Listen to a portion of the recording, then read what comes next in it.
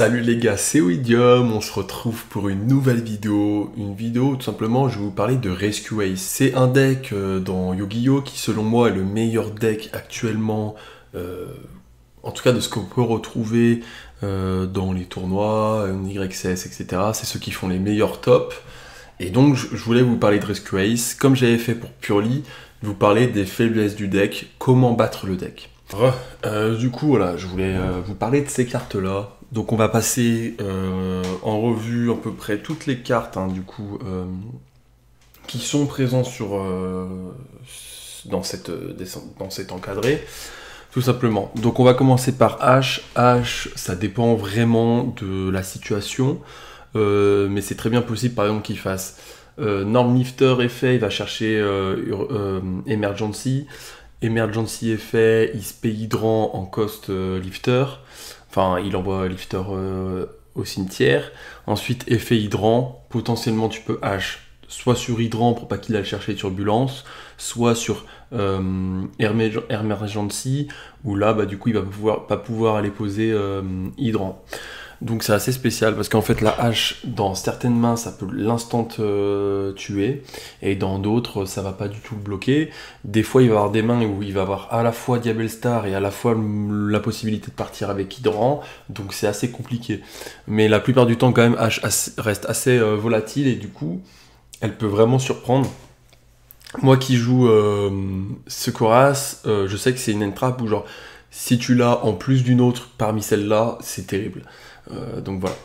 Donc pour moi, de toute façon, elle touche tellement tous les decks qu'elle est trop importante. Pour moi, c'est la meilleure carte en tout cas. Je la mets tout au fond.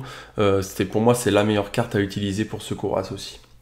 Imperm, c'est vraiment, je pense, aussi l'une des meilleures cartes à utiliser. Ça oblige en fait ton adversaire à jouer autour de certaines cartes, ça soit Mu-Dragon, faire instant de fusion du coup donc instant de fusion hein, qui est limité à 1. Du coup, tu fais ça, tu vas chercher Mu-Dragon, Bou-Dragon. Voilà, tu vas chercher ça, tu fais Fire, et du coup, tu peux plus être ciblé tant qu'il est Fire sur le terrain, et tous les autres monstres Fire ne peuvent pas être ciblables. Donc du coup, en fait, avec cette combo-là, parce que tu as une combo aussi de la faire sans l'instant de fusion, où tu as juste à faire la link proxy F, avec un autre monstre, tu fais Bou-Dragon effet, tu fais Fire, et là tu repars sur Turbulence. Donc en fait, si on veut pas vraiment prendre Imperm et Veiler, on peut, et c'est pas suffisant. Après, ça oblige quand même l'adversaire à faire beaucoup de summon, et donc derrière, s'il prend ce risque-là de faire beaucoup de summon, il se prend Nibiru. C'est un peu kiff-kiff, mais je pense dans la globalité, Imperm, Veiler, c'est des fois même mieux de le faire en fait avant. Bon, faut savoir que s'il fait un Norm Hydrant, des fois c'est sympa aussi de le faire sur Hydrant. S'il fait un Norm Lifter, des fois faire juste Imperm dessus, autant il a aussi Emergency en main et du coup il va juste en fait l'envoyer au cimetière et ces deux effets vont passer. Donc non, Imperm c'est très situationnel, mais dans certains moments où même des fois il fait Diabel Star et tout et qu'ensuite il se paye Hydrant, vu qu'Hydrant est le seul Secoras sur le terrain, tu peux le cibler donc tu fais Imperm dessus. Voilà, dans certains cas c'est très fort et donc si tu as deux Imperm en main, c'est une dinguerie. Si t'as deux Veiler, c'est une dinguerie. Enfin bref, pour les deux en tout cas, c'est très intéressant. Je pense que les deux sont très forts contre Secoras. Et d'ailleurs, c'est pour ça que le Secoras qui a gagné, enfin le Rescue Ace qui a gagné l'YCS jouait ces trois entraps main deck. Au niveau de l'Ancea, c'est une carte qui est très particulière parce qu'elle peut totalement arrêter un Secoras, un Rescue Ace. Directement, mais il y a une condition à respecter. En fait, l'Ancéal te dit que ton adversaire, aucun joueur ne pourra bannir de carte, et tu peux l'activer que pendant le tour de l'adversaire.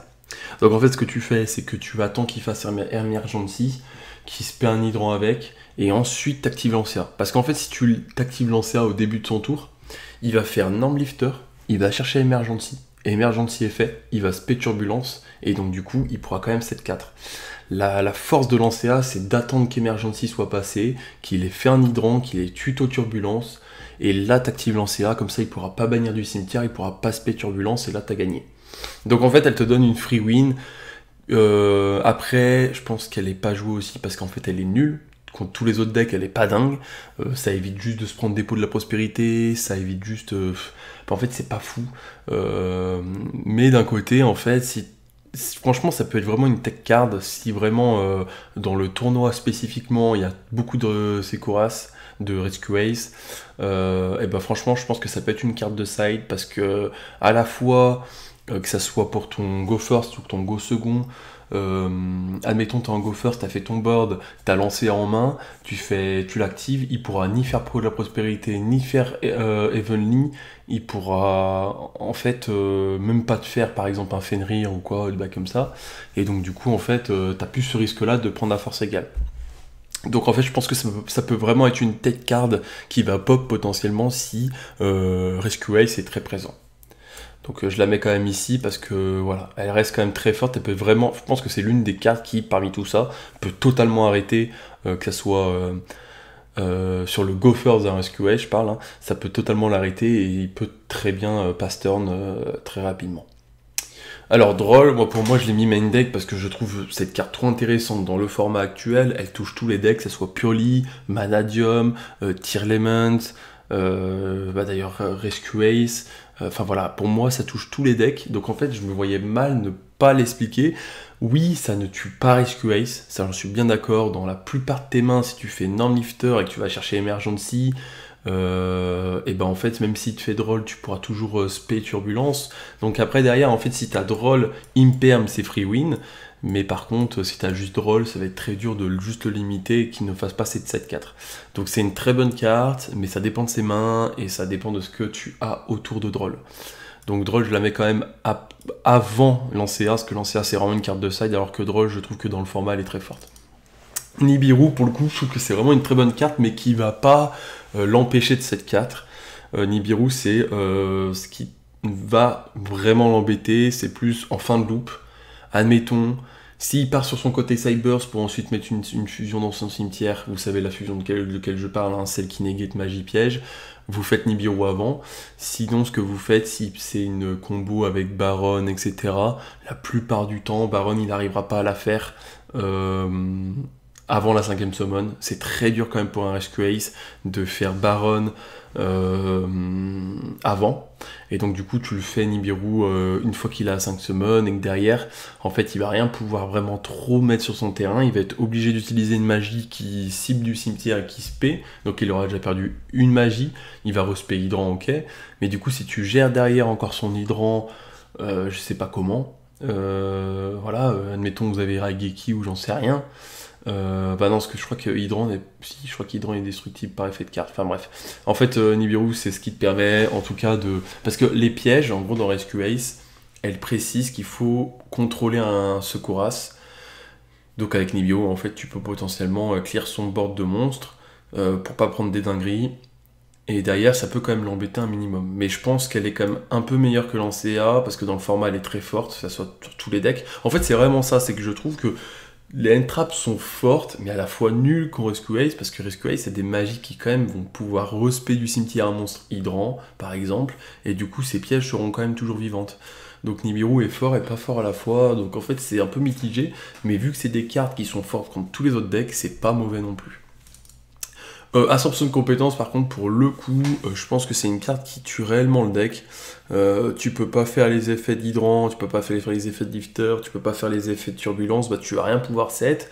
Alors oui, tu vas pouvoir jouer un petit peu avec tes liens pour faire des gros body, et encore, en fait, ça va servir à rien.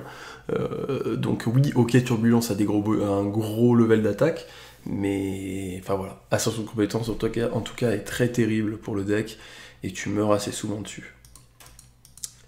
Ensuite, Parfum Anti-Magie, je pense que c'est l'une des pires choses aussi, hein, vraiment pour le deck. Je sais que la plupart du temps, j'essayais de jouer contre un mec qui avait fait Parfum, et ben c'est compliqué. Même si t'as des monstres, même si t'as Lifter, tu fais Norm Lifter, bah t'as Emergency, bah très bien, tu pourras pas l'activer ce tour. Donc non, Parfum Anti-Magie c'est terrible pour le deck. Du coup, il faut rentrer des pets MP, autres que Parfum et Orage si tu veux gérer le parfum. Je vois pas d'autre solution pour le coup. Du coup, Parfum et Orage Foudroyant, hein, pour moi, c'est des très bonnes cartes. Ça soit fort. C'est plus des cartes quand même de side. Après, moi, je sais que j'aime bien en mettre main deck parce que de manière, en fait, vu que je joue aussi Rescue Ace a ce petit côté-là où avec Diabellstar, en fait, tu vas devoir quand même défausser quelque chose de ta main, et donc si je suis go first et que j'avais Diablo Star en main, la plupart du temps je défausse en fait un orage, et donc c'est un peu comme Purlie en fait à l'époque. C'est pas un problème d'avoir OH foudroyant main deck parce qu'en fait tu le discardes et ça va pas t'embêter. Et en plus si t'es go second contre un Rescue Ace, et bah ça te donne un avantage énorme contre lui. Donc voilà, moi j'aime bien ces genres de petites cartes, je les trouve très fortes, je pense que je les mettrais avant Imperm, parce que en vrai s'il a pas son board avec Baron, c'est très compliqué pour lui de...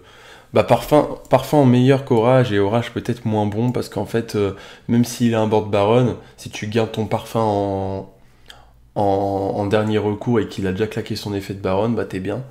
Heavenly, c'est aussi une très bonne carte, en vrai de vrai. Je sais que c'est une carte qui, moi, quand je me la prends, c'est terrible. Si j'ai pas Baron ou j'ai pas Jugement Solennel, et ben c'est compliqué. Donc c'est pareil, hein, vraiment une carte très forte, pour le coup je la lèche, je trouve très intéressante, assez fort dans le format. Donc voilà. Golem, c'est ok tiers, parce que du coup, en fait, la plupart du temps, le joueur Rescue Ace va avoir deux monstres Rescue Ace, ou en tout cas deux monstres, soit Link, soit Hydrant, sur son board, et donc du coup, tu pourras lui faire un golem de lave, et du coup, il contrôlera plus de Secouras, donc il sera obligé d'activer une magie pour, en fait, pouvoir utiliser ses pièges derrière.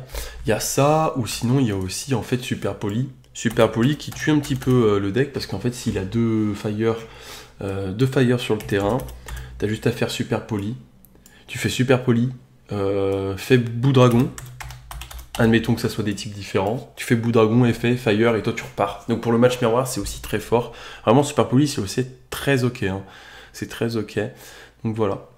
Bon, sur ce, je pense qu'on a fait un peu le tour de toutes les cartes qui pouvaient gérer Rescue Ace, et comme vous voyez, en fait, c'est pas vraiment des cartes, des grosses tech cards. Là, pour le coup, je pense que l'Ancea, c'est vraiment la tech card qui potentiellement peut revenir très fort en side pour des gros tournois, genre que ça soit des gros YCS, t'attends qu'Emergent y soit passé, tu fais l'Ancea, le gars peut pas se péter turbulence, t'as gagné. Donc voilà, moi c'est mon avis là-dessus, je pense que vraiment cette carte, elle peut faire des petites dingueries, et elle peut très bien embêter un Rescue Ace.